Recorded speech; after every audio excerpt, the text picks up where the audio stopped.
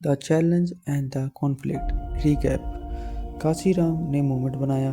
मायावती ने उस मूवमेंट को पॉलिटिकल पावर तक पहुंचाया। लेकिन हर मूवमेंट में एक समय आता है जब नई पीढ़ी नए सवाल पूछती है, और बहुजन पॉलिटिकल पार्टी में ये सवाल पूछने वाले नेता का नाम था चंद्रशेखर आज़ाद। The challenger. सहारनपुर से उठी एक आवाज़। उत्तर प्रदेश के सहारनपुर डिस्ट्रिक्ट में जन्मे चंद्रशेखर आज़ाद की पॉलिटिकल ट्रेडिशनल कोई जर्नी नहीं रही। ना कोई पॉलिटिकल फैमिली, ना कोई वेल सेटल्ड पार्टी। उनकी पहचान बनी ग्राउंड एक्टिज्म से, और इसी मिशन के साथ भीम आर्मी का जन्म हुआ। भीम आर्मी क्या थी? भीम आर्मी का फोकस सिर्फ पॉलिटिकल नहीं था। ऑर्गेनाइजेशन स्कूल चलाता था, स्टूडेंट को सपोर्ट करता था, और दलित कम्युनिटी के बीच अवेयरनेस कैंपेन चलाता था। बहुत से यूथ को लगने लगा ये ऑर्गेनाइजेशन उनकी इशू को सीधा एड्रेस कर रही है। धीरे धीरे आर्मी ने एक मूवमेंट बना लिया। Saharanpur violence and national attention. 2017 में सहारनपुर कास्ट प्लेस के बाद चंद्रशेखर नेशनल हेडलाइन बन चुके थे। सपोर्टर ने उन्हें दलित रेजिस्टेंस की नई आवाज़ के रूप में देखना चालू कर दिया।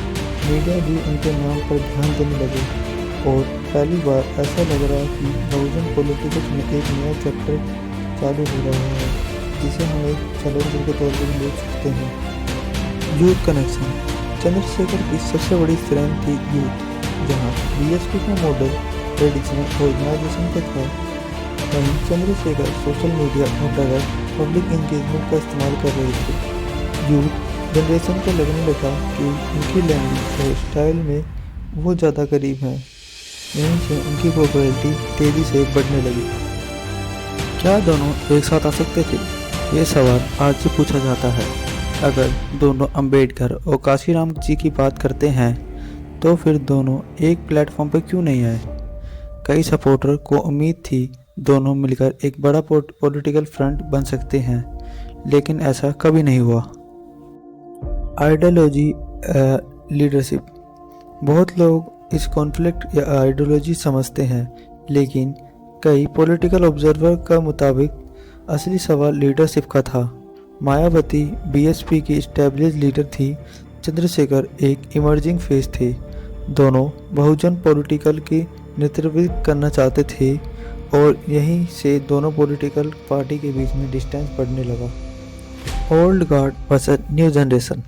मायावती का मॉडल था organisation, discipline, cadre network, election management. दूसरी तरफ चंद्रशेखर का मॉडल था activism, street political mobilisation, public mobilisation, social media outreach.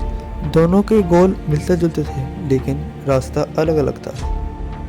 Vote bank की लड़ाई। पॉलिटिकल रियलिटी ये है कि दोनों लीडर का सपोर्ट बेस एक ही जगह पर ओवरलैप करता है।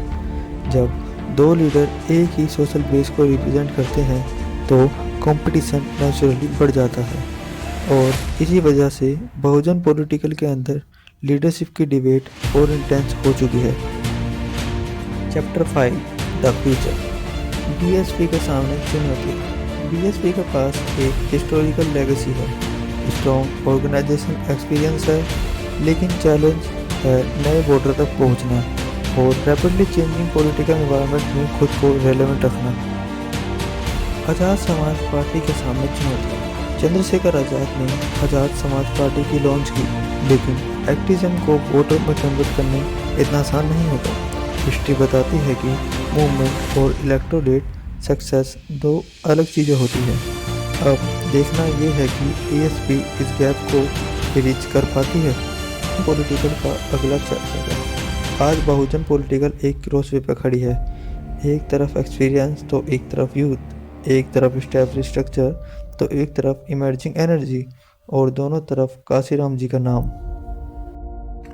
काशीराम जी ने एक बीज बोया था। मायावती ने उस बीज को एक बड़े पॉलिटिकल विरासत में बदला। चंद्रशेखर आज़ाद कहते हैं उस विरासत को नए युग के हिसाब से फिर से मजबूत करने की ज़रूरत है। अब सवाल ये नहीं है कि काशीराम की विरासत किसके पास है, सवाल ये है आने वाले 10 सालों में बहुजन पॉलिटिकल का सबसे आगे कौन ले जाने वाला है, मायावती, चंद्रशेखर आज़ाद या फिर कोई तीसरा नेता। इसका जवाब आज किसी के पास नहीं है, लेकिन एक बात तय है, काशी राम की शुरू की गई कहानी अभी ख़त्म नहीं हुई है। ये कहानी अभी लिखी जानी है।